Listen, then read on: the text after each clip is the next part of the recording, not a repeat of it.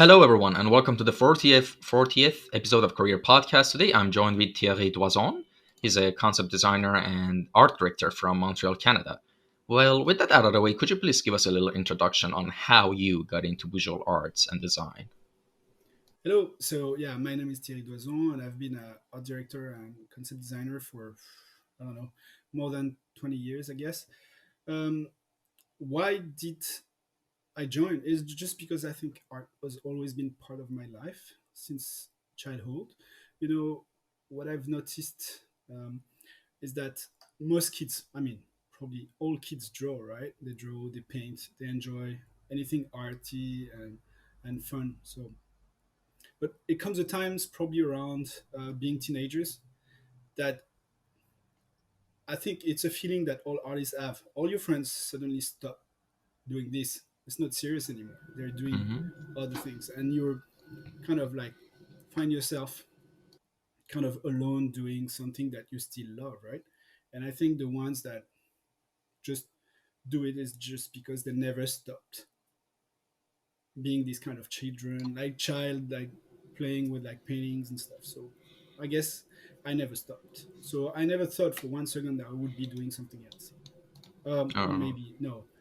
I wanted to do sports at a very high level, like a very competitive level, until I realized that one, it was too late, and secondly, I'm not a very competitive person in terms of mental toughness. Hmm? Um, Only in art maybe I've been like very dedicated and worked really hard, but on sport, for example, I'm not a person that wants to crush others. As in, I'm not interested in it. So I've done some competition like tennis and BMX and stuff like this, and I've been always very bad. I've always been beaten by people who are actually less, not as good as me in terms of techniques and stuff.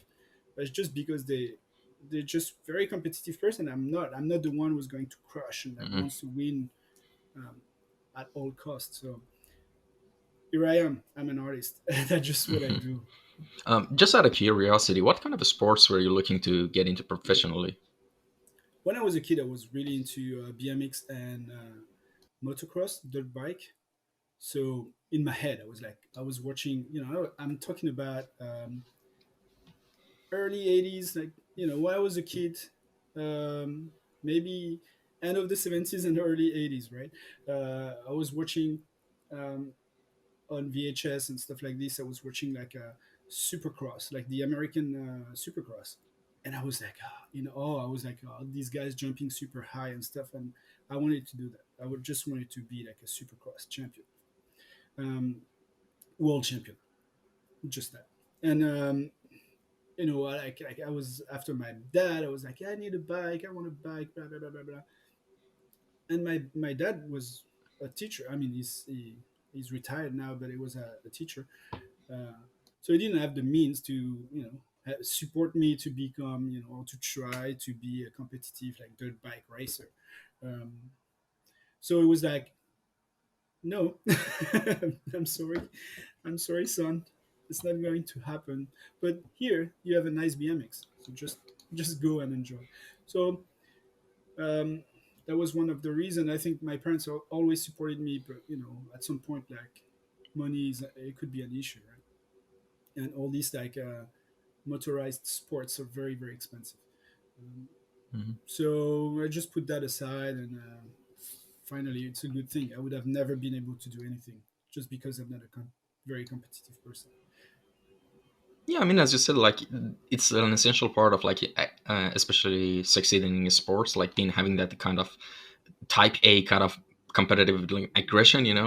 Like it doesn't even Yeah, have to be aggression. It's just I don't know how to well, explain it.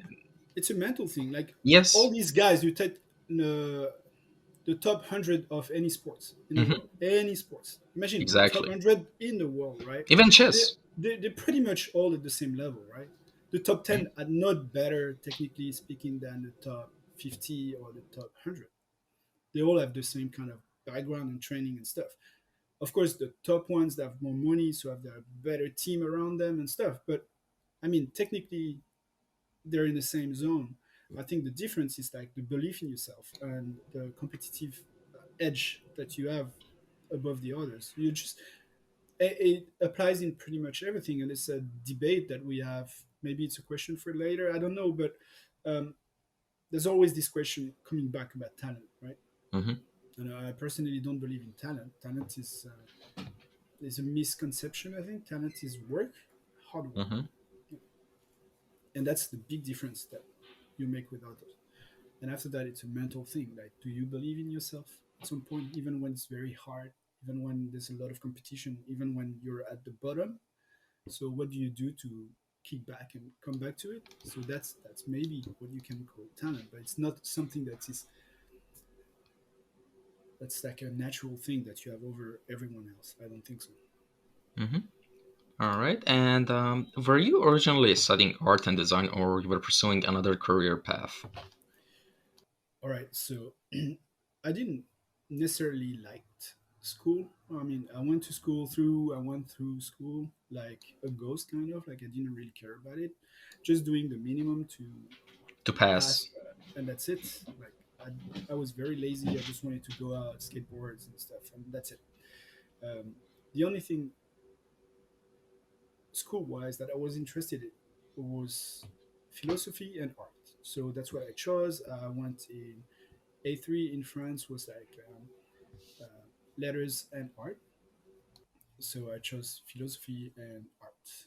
So I went there, and after that, that was in Mali. I studied in Mali because my parents moved there. Mm-hmm. So I was in Bamako, in Mali. Got my bachelor, the French bachelor, which is not the same as the regular bachelor. Mm-hmm. Um, and after that, I went back to France in Toulon, and I studied industrial design. Because and thanks to my dad was always my dad is both an artist and a math teacher, and I've Mm-hmm. always been very I suck at math, right? I'm really bad. I'm I love science, but I suck at math. It's this terrible thing. Um, so I always wanted to do something related to art, but my dad was like trying to push for something that he thought was more serious, right? So industrial design for him was like, it's just something industrial. There's something serious about it. It's like you create objects for real life, right? It's not like fine arts. So he didn't want me to go to fine arts, which I think was a good thing because fine arts, especially in France, is very open. It's more of a um, internal research, like find yourself, in the Mm-hmm. arts. And I'm more of a practical person. So industrial design was amazing. It was perfect. It's just I enjoyed every second of it. Yeah, I mean, in a lot of your works, it's obvious that you got a lot of inspiration from like industrial design as well. Like, I mean, of course, like the format of the podcast is like as we're talking, like in the YouTube version and the video version. On our right side is going to be like a time lapse of your works. Cheers, and Just tea. oh, it works. And like, if for the people that are watching, like they can see, like in Mr. Doizon's work, that there are a lot of inspirations from industrial engineering as well. And Yeah, well, I mean, I'm trying to do things that I believe are look plausible, like kind of believable, right? mhm, So everything I do, I still try to input this kind of believability, whatever it mhm. is.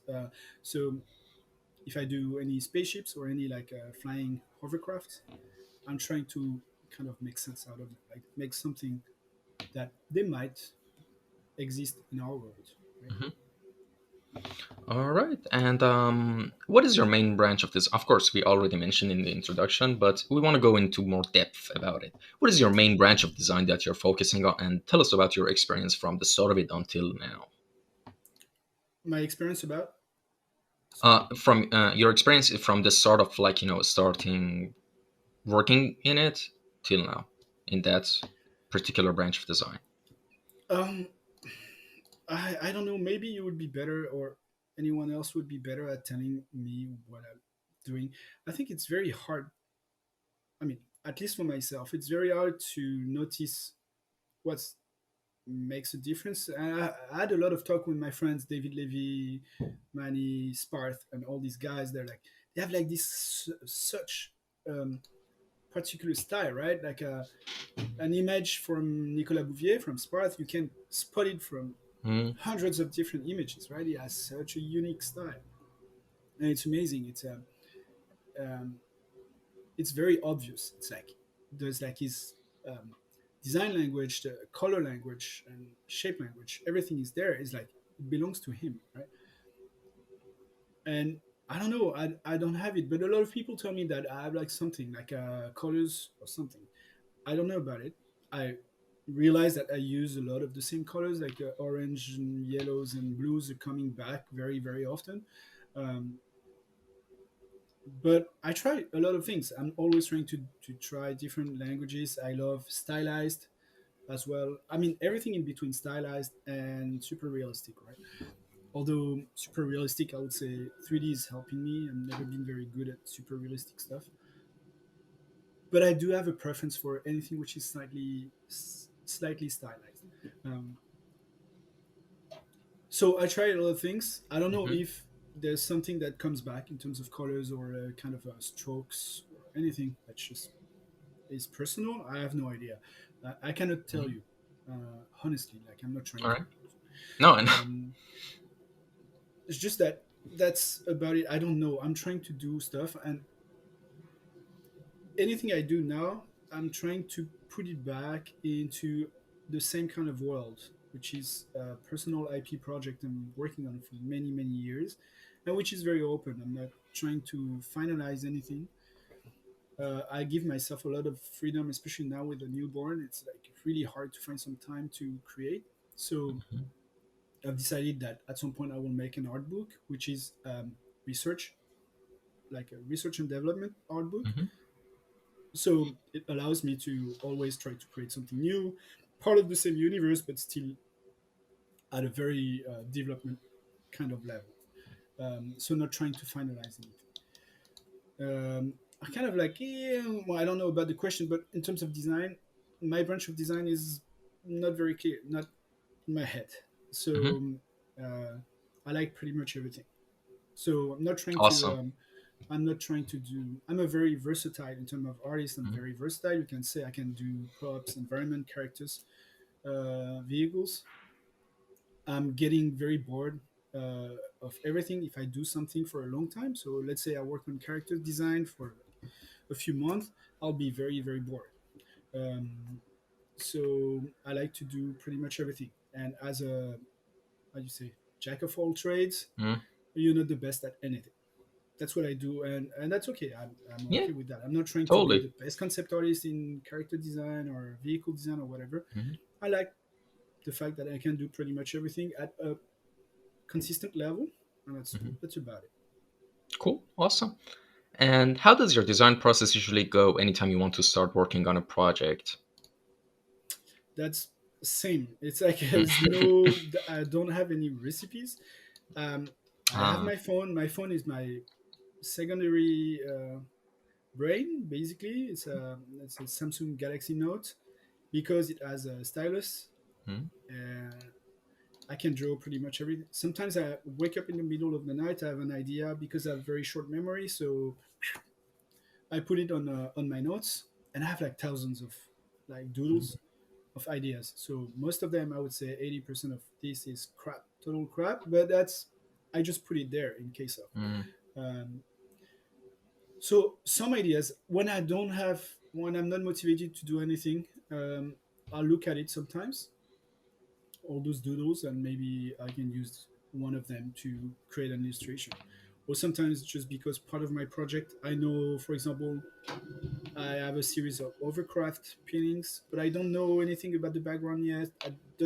Do I want to have my setting in a tropical country or like a northern country? I don't know yet. I'm still developing, Mhm. so I'll be doing a series in like a northern kind of environment cold.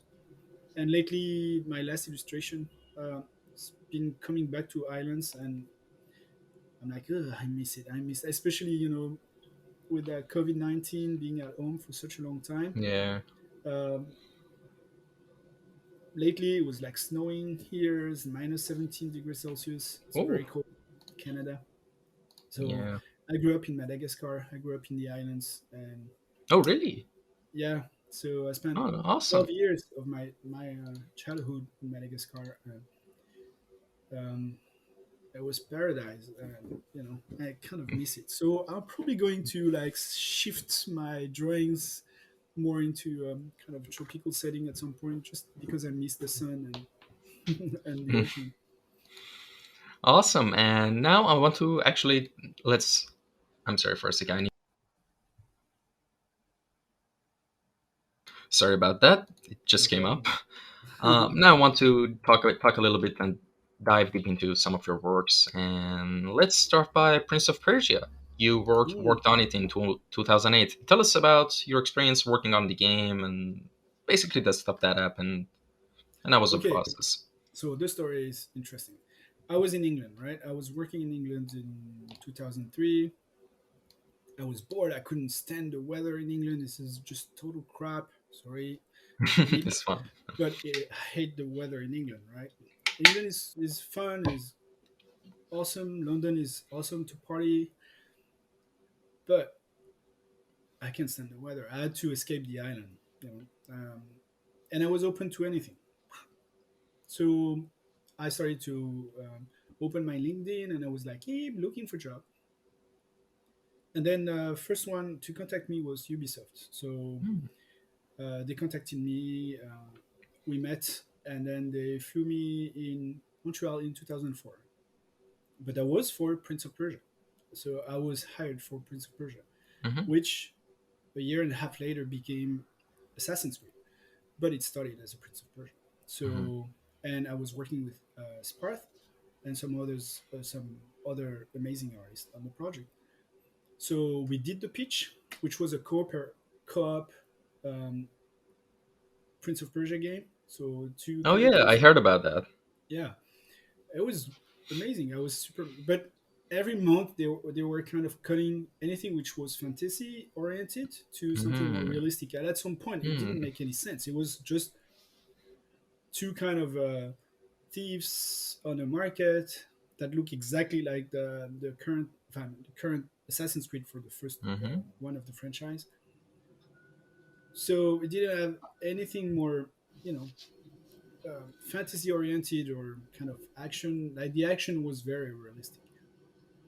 So I think they had to take a decision: do we still keep on that way and this path, and then we create a new license, or we change everything? And I think that they so there was a survey in the team to ask. I mean, they asked us, "Do you want to keep going on the Prince of Persia or the Assassin's Creed?" And I think the majority went for Assassin's Creed.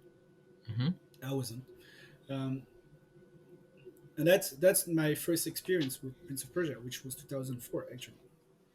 Then it started as Assassin's Creed. I stayed about like 2 years and a half, almost 3 years, before I left Ubisoft to join the studio that was just started with Eidos in Montreal. I started Hmm. for Deus Ex, but because I'm more interested in it, usually in cyberpunk and mechanical stuff, science fiction, rather than fantasy. Although I like fantasy, but just because I'm a concept designer, I think my brain works better in mechanical stuff. Um, so I left because it was amazing. Like Deus Ex was like one of my favorite games. Right? So I went there, and at some point after that, I came back to Ubisoft. Uh, no, I completely messed up. Sorry. I finished Assassin's Creed. Hmm. I had some problems with the producer of the project at the time because I Hmm. wanted to leave the project. I wasn't interested in working in Assassin's Creed anymore. I was bored. It was realistic. I think after 2 years and a half, I had nothing else to provide on my side. And they were doing Prince of Persia, which Hmm. became Prince of Persia 2008, the The kind of fourth reboot. Yeah. installation, I think. Yeah. They were doing that, and they were looking for a concept artist at the time. And I was like, yeah, I want to join you guys. So they wanted me to join the project, but then my producer didn't want me to leave Assassin's Creed, although I found a very good concept artist to replace me at the time. But anyway, it was like kind of this um, bad big thing that happened, and Hmm. then I finally left Assassin's Creed and joined Pop.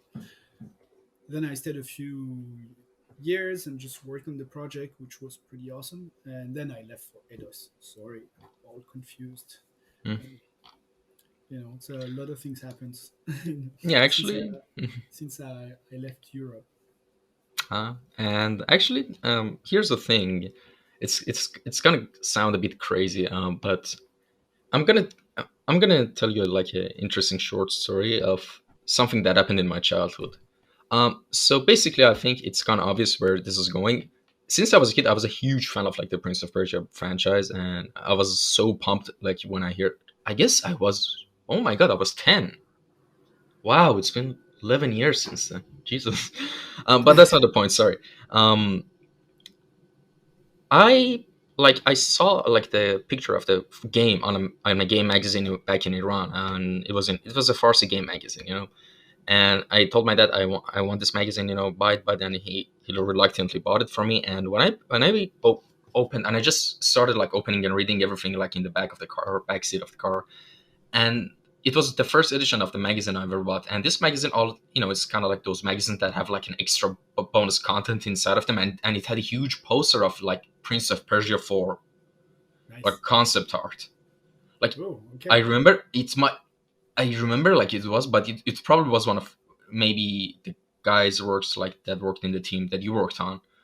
And because I checked all the works, maybe you haven't posted like everything in the on your website or ArtStation. It's probably it might have been your work, but like it's Yeah, just insane. I did a lot more, but it was like not very interesting to post Hmm. because it was very rough. It was like in production. That's one of the thing with ArtStation and all these websites. Yeah, It's something we can talk about later if you want. But yeah, the sure. quality of work what you see there is like really not the Hmm. reality of production at all. It's like it's Yeah, it's really hard. It is it could be very depressing for newcomers too. yeah, and like the point I'm trying to say, like it's just crazy. Like from then, because at that time it was one of my biggest inspirations on late. It was like one of the foundations and seeds for me, like to get into more digital art and like video game industry and all that, to making me realize that this is actually an option to go forward to, like that ignited that passion into me. That magazine, that Prince of Persia, it was also Gears of War 2 inside of it. It was around that time, and we're here. I'm just talking to one of the people who worked on the game. It's just crazy, Yeah, the world is very small. Yeah, exactly. And Well, I'm glad that you looked at something called Prince of Persia in Iran and that you liked it mm, because I think there's nothing about the license that actually related to Iran or yeah. Persia at all. It's kind of a shame, but it's like Yeah, actually, one interesting thing is that, by the way, it like I get why when I tell people that, oh, I loved Prince of Persia as a kid, they say, oh, of course you're Iranian, you could relate it. But even if I was born somewhere else, I would just, it's just a good product, I would oh yeah, still love yeah. The that. license is awesome. It's one of the best Ubisoft actually. I still of the one of the um, kind of the most fun in terms of like there's it could go into a realistic kind Mm-hmm. of setting, but it has a lot of fantasy background and a lot of the main licenses Mm-hmm. franchise at Ubisoft are very realistic.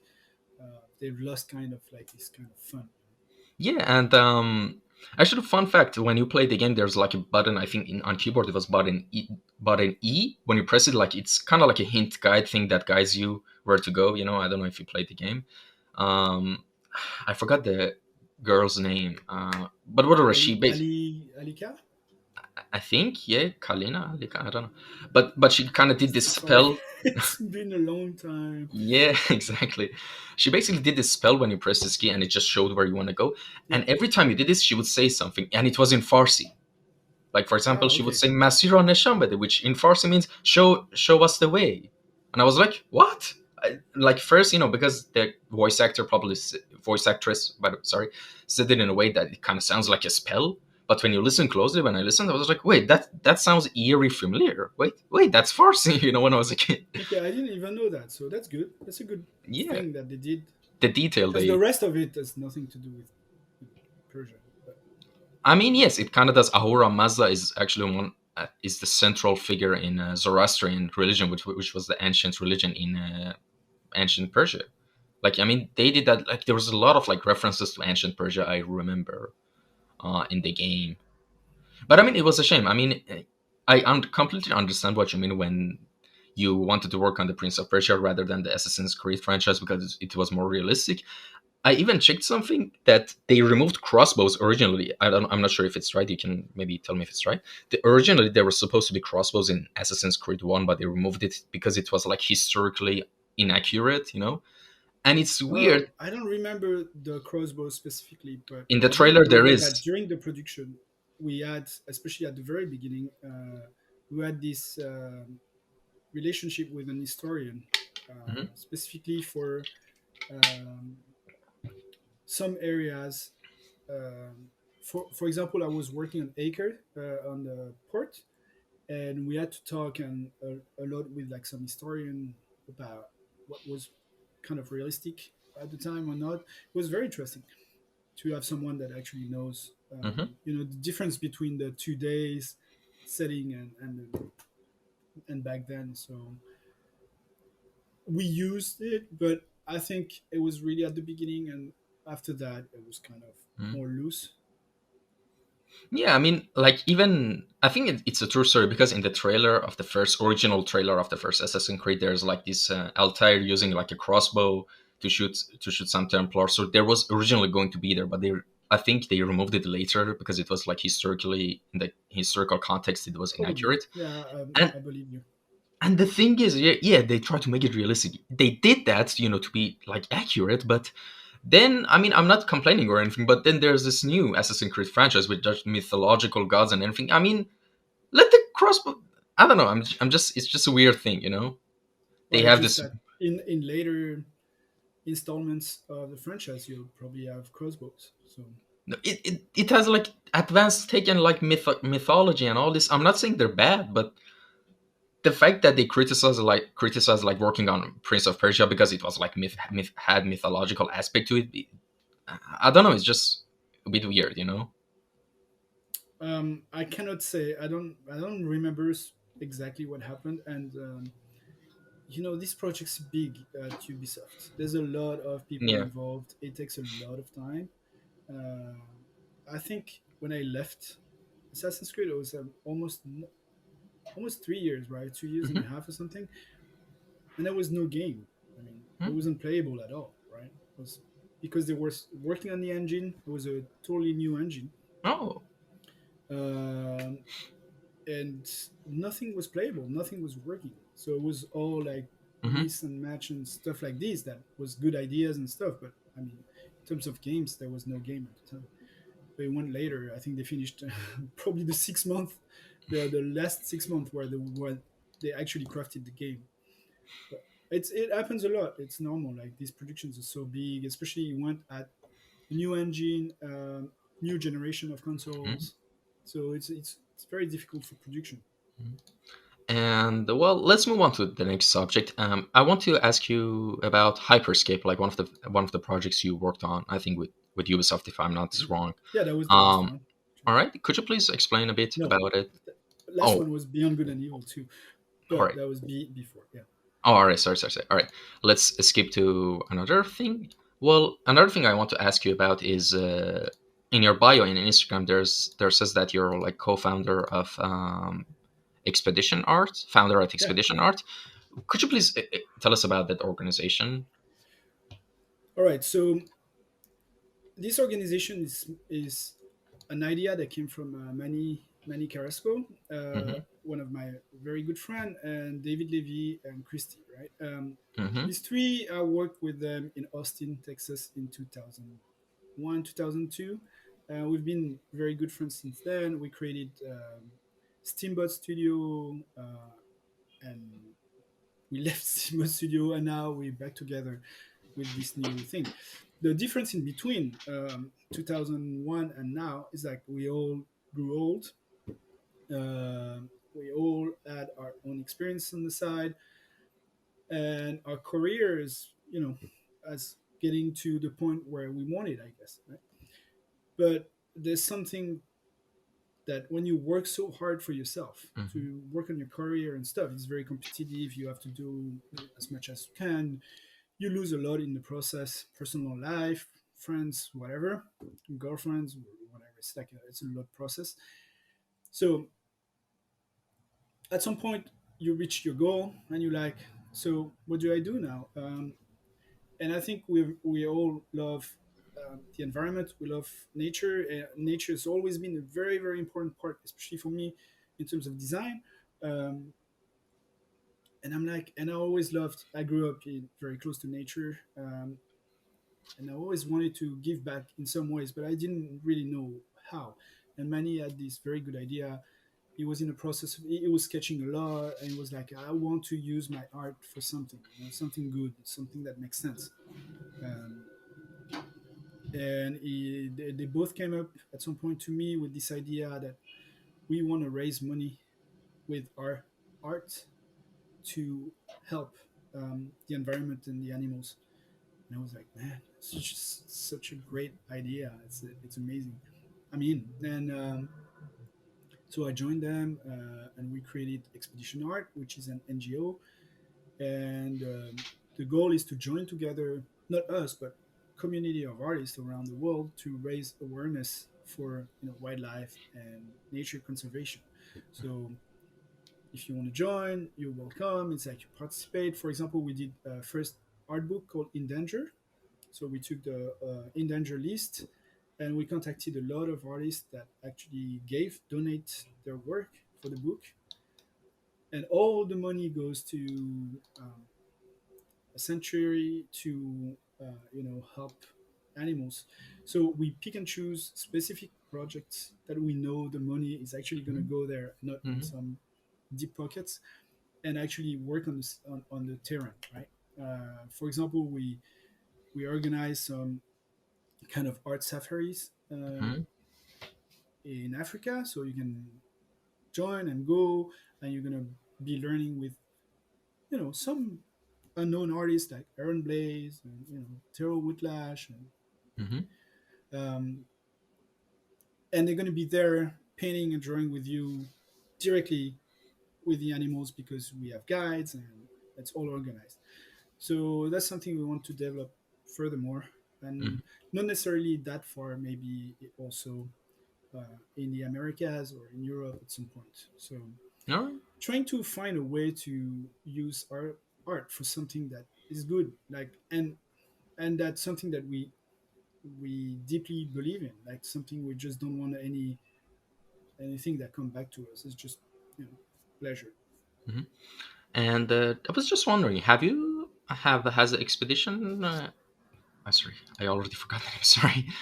Has it Expedition art. Yeah. has this as an expedition art? Have you guys considered like doing merch stuff, like fundraiser campaigns on, for example, selling We do t-shirt regular designs? fundraisers. Yeah, you Mm-hmm. can go to the event page and you just look at it. We do regular fundraisers.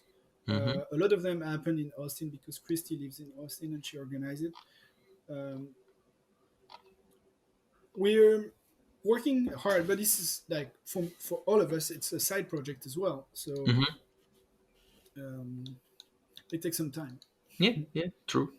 And all right, just before we move on to the next section, I want to ask something. It's kind of interesting to me. Um, what exactly is your profile picture on Instagram?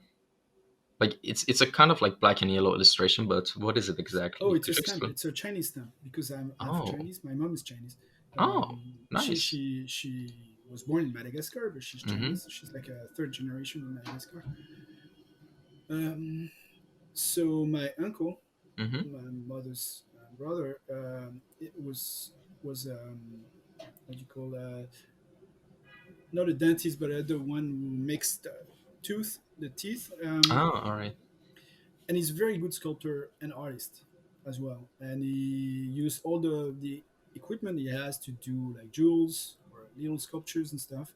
And Mm-hmm. he actually made a stamp for me. So he wrote the name Hmm. and actually like sculpted it. So it's a real stamp that I can use with ink and stamp. So I did it, scanned it, but it's old Chinese characters, and I don't know exactly what it means. I mean, it's my name in Chinese, but I Yeah, don't even it know how to definitely pronounce is your name. it. And all right, that was interesting to know. It kind of had an interesting like shape to it. I was just wanted to know the story behind it. All right, next question. Who are your favorite artists and designers that have inspired you the most? Whoa, that's the worst question. It's like it's actually impossible. At which time of the day, of the year, my life? Recently, let's say recently. Recently, I don't know. I think I'm more inspired by platforms in the sense like, Hmm. for example, Instagram is. I don't want to make some advertisement, but the platform itself allows me to look at a lot of work, right? And Hmm. I think it's the easiest one for me. Like I used to have Twitter, Facebook, and whatever, but forums and stuff. But I like the simplicity of Instagram, for example, and to like go through pages of art stuff that I like. It's pretty amazing. Um, but there's tons of artists that inspire me, and there's no limit. I guess like if you go to my Behance or my art station and you look at what I like, that's probably gonna give you a good idea about what I like and at the moment. But I've been inspired since my childhood to now with different artists, and I can't remember all of them, but always been very inspired. And I will be. I'd say nature is probably the most prominent one.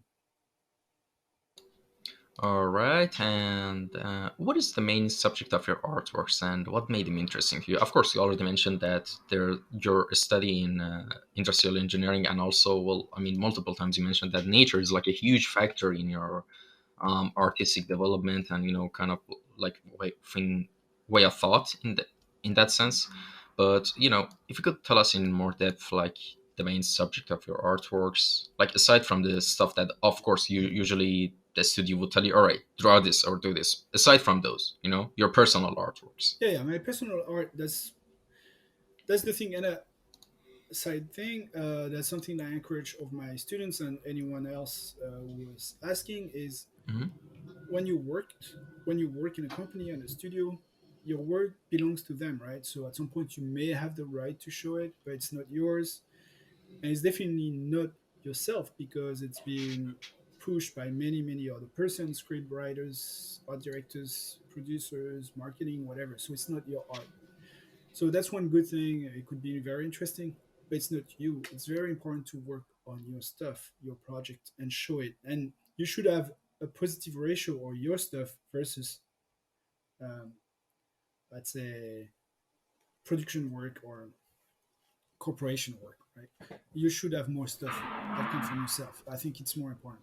So I always work on the side. I always do stuff on the side because I don't want this ratio to be on the other side. I don't want only to show things from corporations. Um, uh, I work on different IP projects for myself, and I've been doing one for many years, which started as Carambola, which now is called Elspit. Um, has a lot of hovercraft and cryptids, like creatures of the night and stuff. So I want there's two subjects that I love, so I put them together, and there's something about my story is kind of a reversed X Files in a way. Um, so I'm missing, vampires and werewolves and stuff with like technological stuff because um I like it. It's all just right. no other reason, right? I'm not trying to be intelligent or whatever. It's just like just do what I like. I'm trying to be True. motivated. But sometimes I have other projects, like for example, expedition art. I'm going to draw stuff related to animals. Um, when I do my health speed project, then it's more like hovercrafts and stuff like this. And if I want to, sometimes I like just do some speed painting for the pleasure. Recently, I forced myself to finish one Booktober, October art Inktober.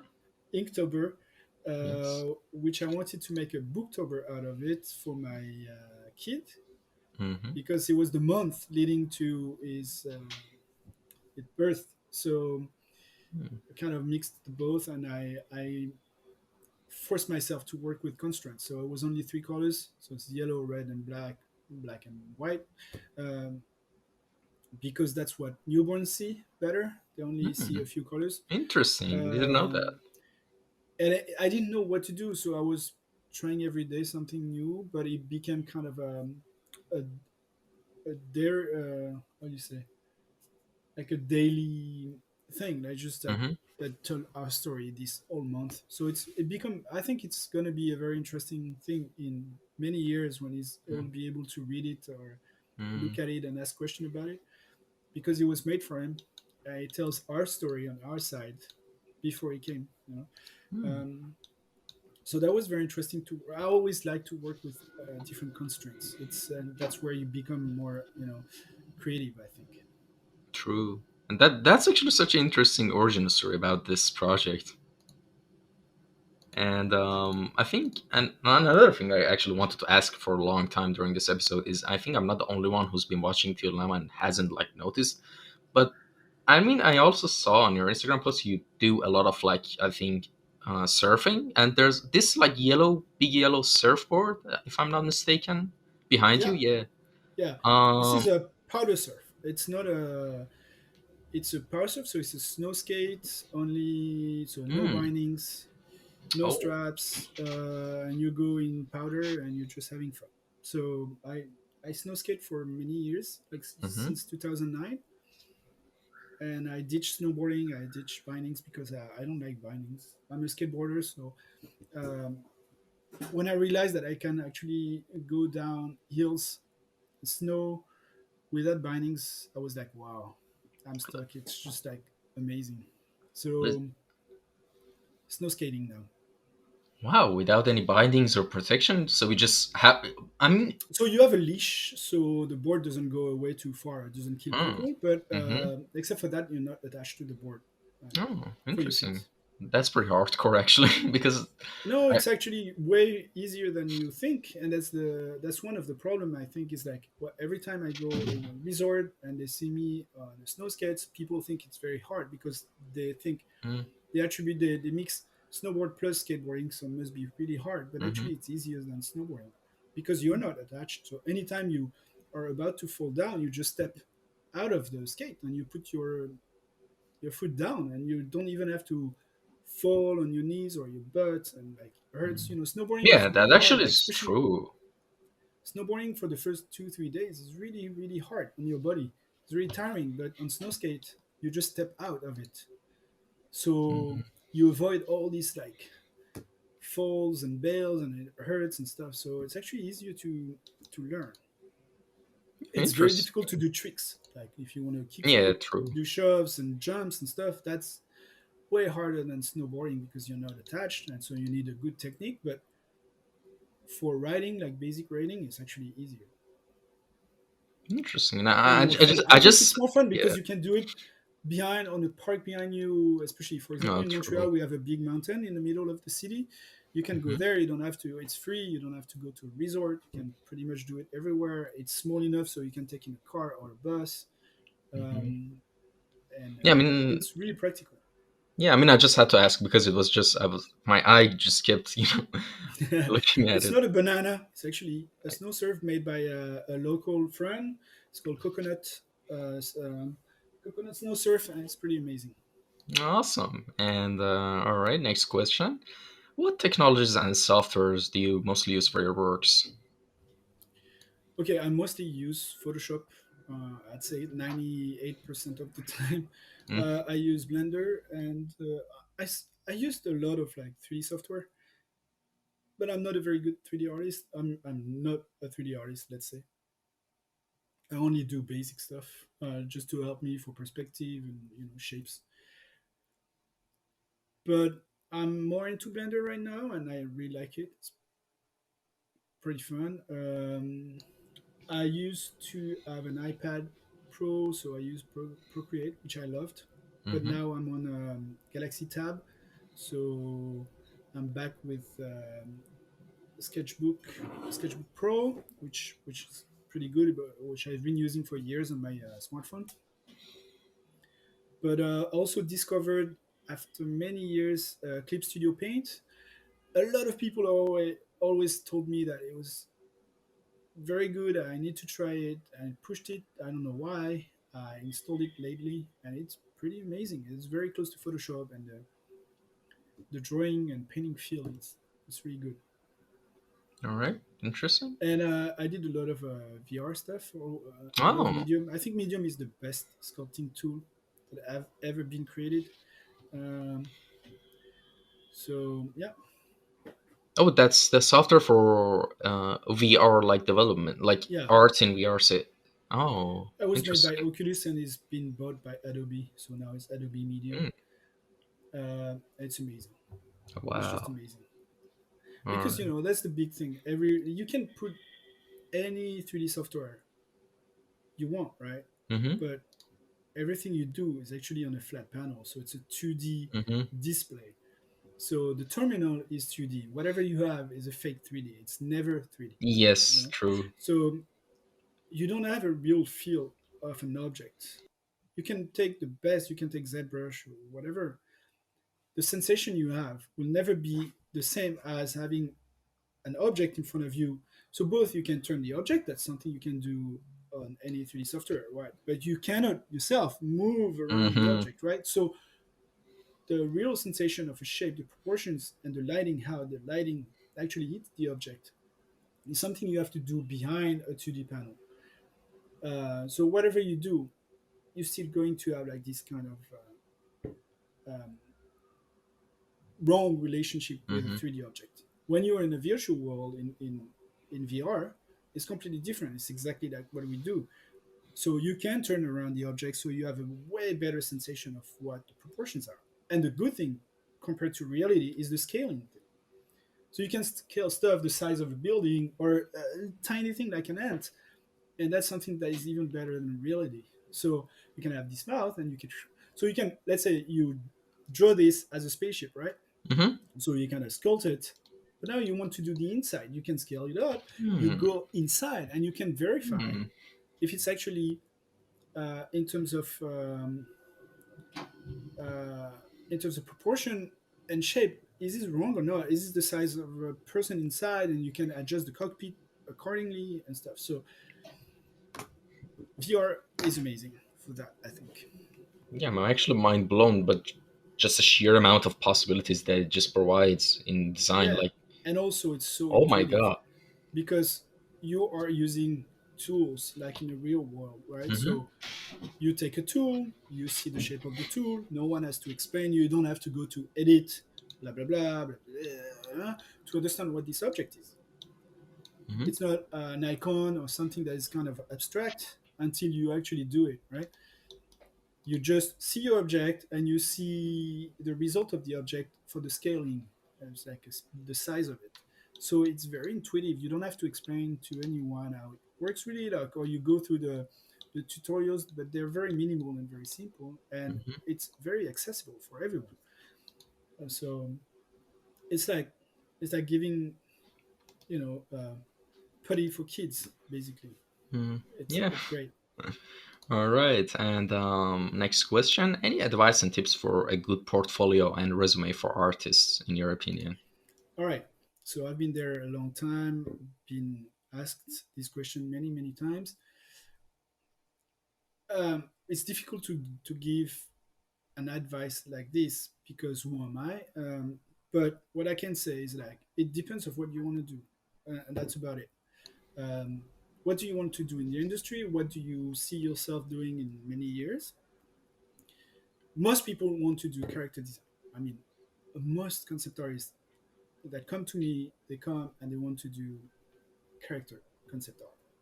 So great, if you want to do it, just go for it. I have nothing to say. It's your life, right?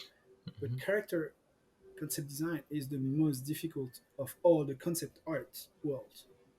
Characters is hard because even everyone else in the world who has no art background, they can judge characters because our eyes, our nature is made to look at people, right? So that's how we interact with the world, right? So everyone has an opinion about what characters are. Are they good design or not? Everyone. And especially when you go into production, then marketing, producers, I mean, the people cleaning the toilets, anyone has an idea, maybe better than you, about what characters are. And they're going to tell you. And it's really hard. Like a lot of people in art have ego problem, right? It's all about ego, and so get be sure that you're ready to get a lot of like frustration from comments about character design because everybody has an opinion. But when you do props or vehicle design or environments, then it's more open. First, you have more work, more chances to get into the industry. Because think about it, like you take a film or a video game. How many characters do you have compared to the environment? The sheer amount of environment and background that you have to, right? So let's say you have big game, 80 characters, but every second you have like every step you do, there's a different environment. You have to create all of this. So there's much more work and chances for you to get into the industry via environment design, which is a step in. It's very important to get inside, right? And once inside, if you want to choose another way, just do it. Like do it on your side, work, and then you'll kind of navigate. So if you want to at some point become a character design, maybe the entry point would be environment design. That's my opinion. I think because it's easier, um, or your character design portfolio is amazing. If it's not at the level of what you see on Art Session for the best character designer, Hmm. there's not a lot of chances for you to get Yeah. inside, except because you know someone and it's a very like indie project and whatever. They don't have a lot of money and they're okay with your style. That's okay, but you want to go into the big studios as a character designer, there's not a lot of chances. It's just not a lot of options, and that's the reality of it. Except if you are among the best. If you're not, go via environment. There's more chances. Hmm.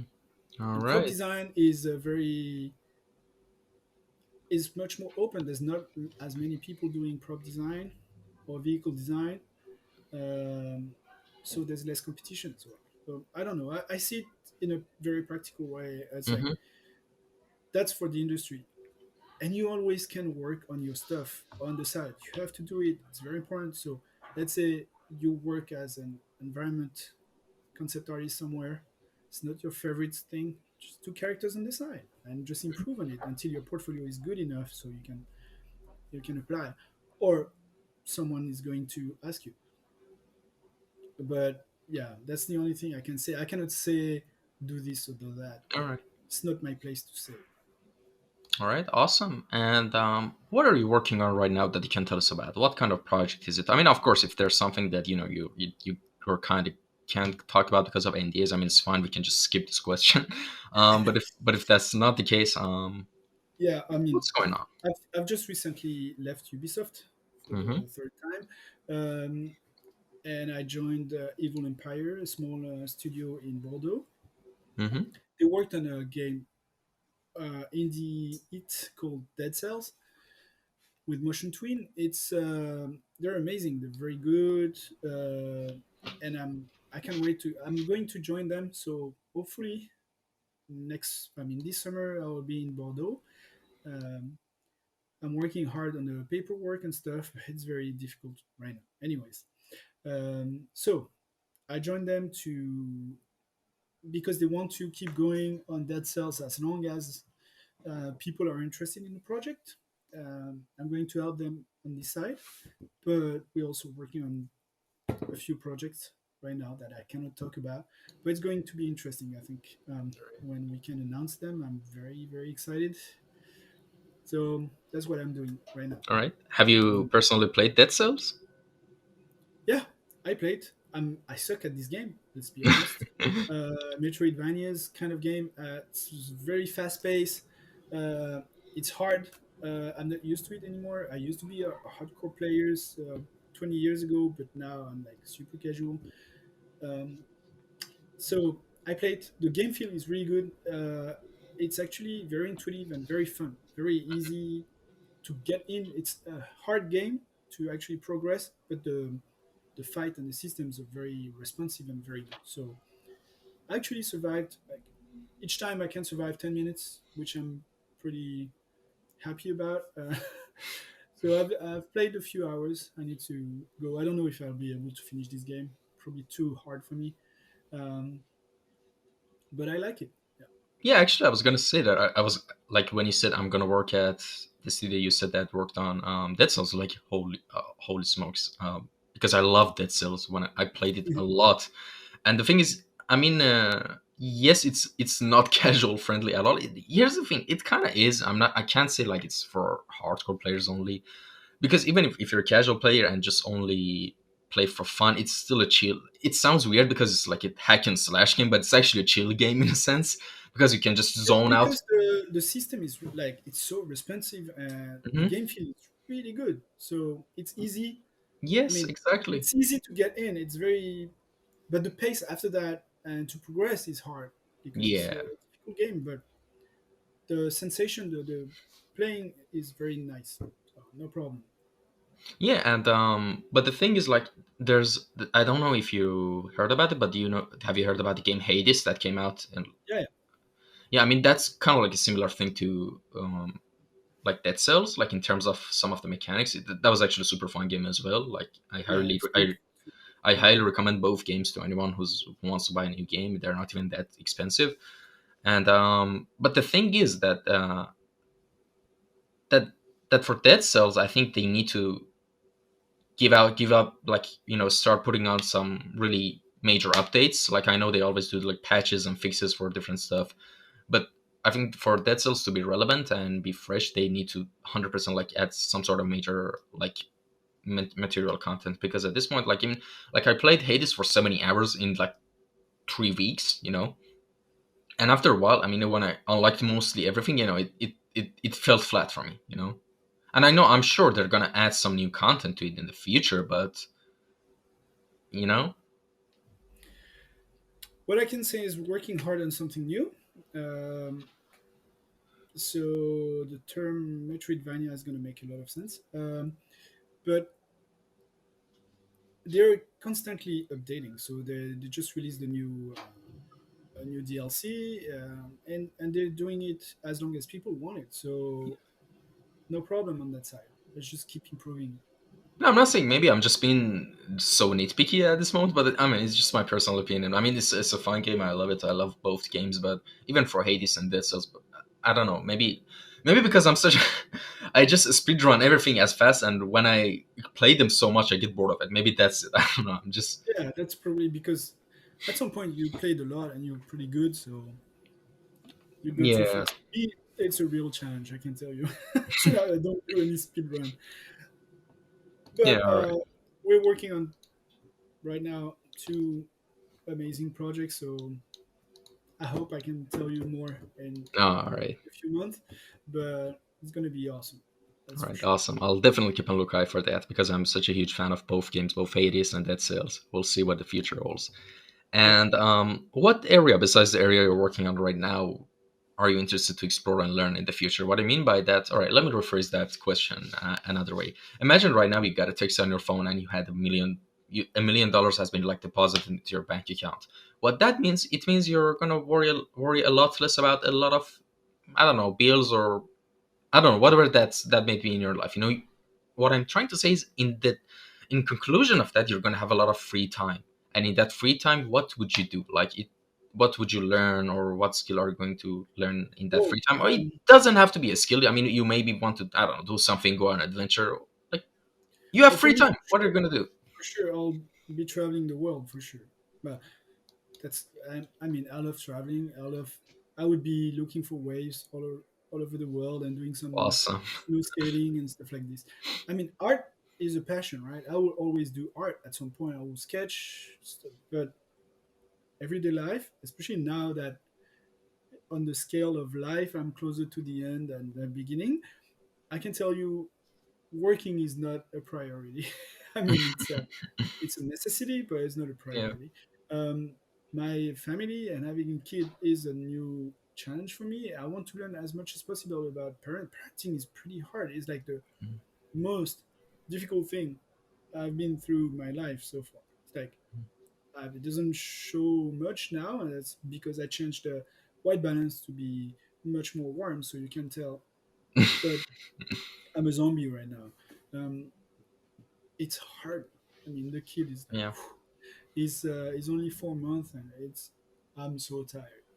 Um, but it's an experience that, like, kids, especially at this age, like 3 months, 4 months, the brain is so flexible, and they take so much, right? So it's up to us parents Shape it. to shape it the best way possible, right? To Hmm. allow this kid to don't feel anxious for the rest of its life, because let's face it, anxiety, Yeah. uh, daddy issues are some of the most common problems in the world right now, right? Hmm. A lot of, like, daddy issues is something that we don't talk about, but guys or girls, they all have daddy issues, right? And Yeah. imagine all these CEOs of companies and whatever, they all have daddy issues, right? Yeah. And they rule the world.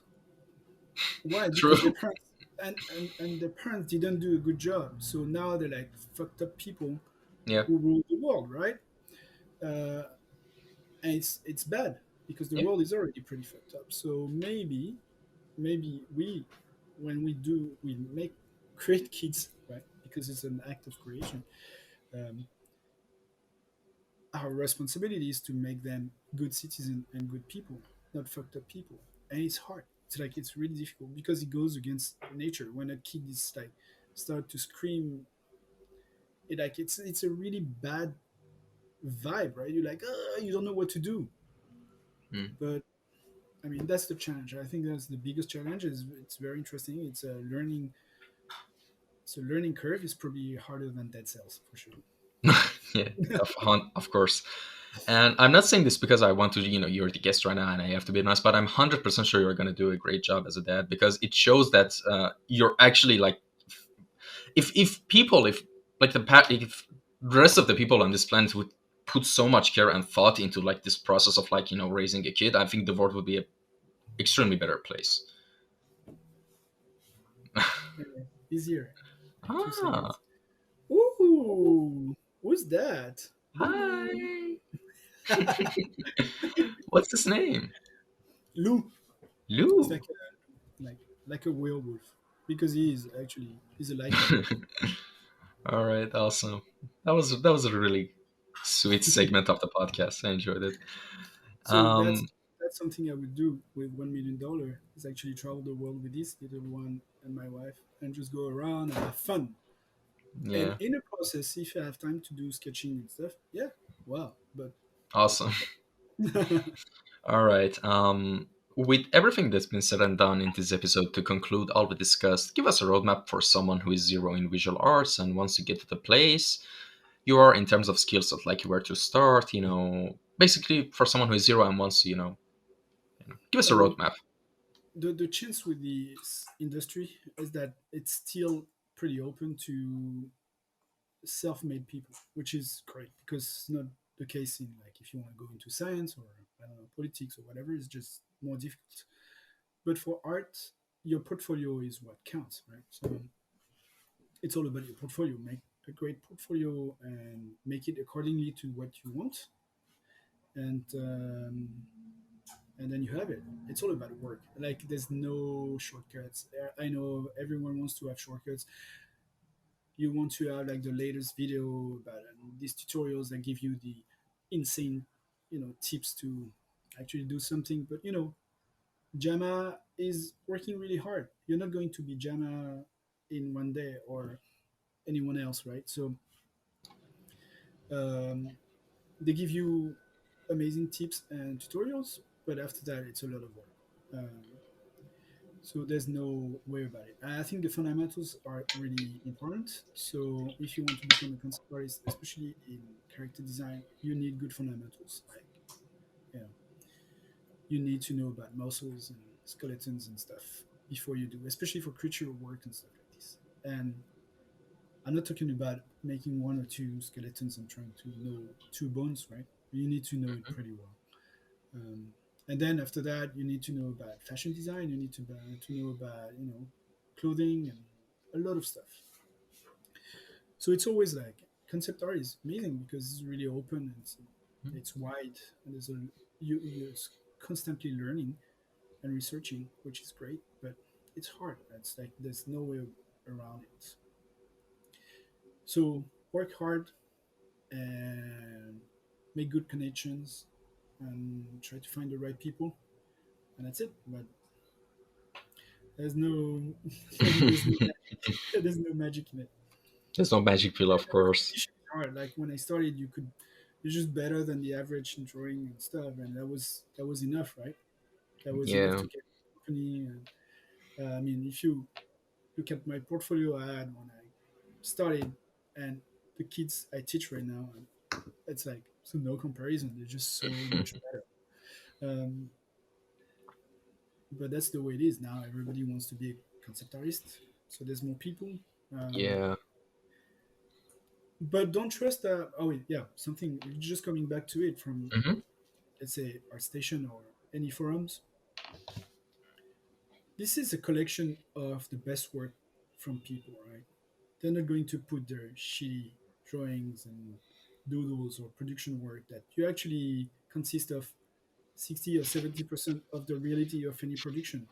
Hmm. They're not going to show that. So they're only going to show the best they have. So what you see there is a collection of the best thing from the best people. So it could be very depressing. It's exciting, but it could be very depressing as well. But it's not the reality. The reality is like we need people that can actually work in production, work fast, and a lot of stuff, especially in video game, is paint overs on top of screenshot from the game. Ideas very fast. Sometimes you have to do a button for the UI team. Sometimes you have to do things, and a lot of time, like you only have a few days to make an illustration. So they're not going to be the same illustration that you can see in there. You know, these are when you have more time, like a week or 2 weeks, or when the project's already slowing down and you have more time to touch it up. Because a lot of people are doing that, which is kind of unfair in a way. Hmm. Like some people, they take the stuff they did in production, and when the production is over, they actually touch it up a lot, right? Hmm. And then they show it, which is, I understand in terms of portfolio, but that's not the reality of it. That's not how you do in production. You Most of the concept artists are not going to be happy with their pieces during production because it's always like I finished, but it doesn't feel finished enough. But I have to go on something else, right? Um, for example, me as an art director, when I hire people, I really don't care about beautiful illustration. I really don't care. For me, they don't mean anything. They're just marketing stuff that I can hire. I can hire an illustrator to do marketing stuff at the end of the project. I'm looking for concept artists in the sense that they can do concept work all the time. I mean, doodles, fast, speed paintings and stuff. That's what I'm looking for people. So it depends of like, of course, if you're going to an Assassin's Creed project, you probably need a very good understanding of composition, lighting, and realistic rendering. That's Hmm. normal. For me, or projects that are more stylized or more creative, then it's more about creative people and not about good illustrator. Because I think there's difference between illustration, concept art, and concept design. There's three Hmm. different things. All right, I think that's about it. Thank you so much for coming by. Where can people contact you if they had a question or Yeah, yeah, anything? no worries. Just Instagram is good.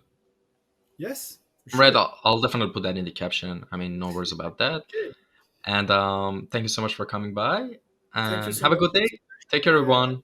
Yeah, I hope I have more news about some Red Dead amazing projects Cells, at some or point. yeah, I'm sure you're gonna be true. excited. Yeah, of course. I'll definitely looking forward to it. All right, everyone. Take care. Have a good day. Stay safe. Thank you. Bye. Bye.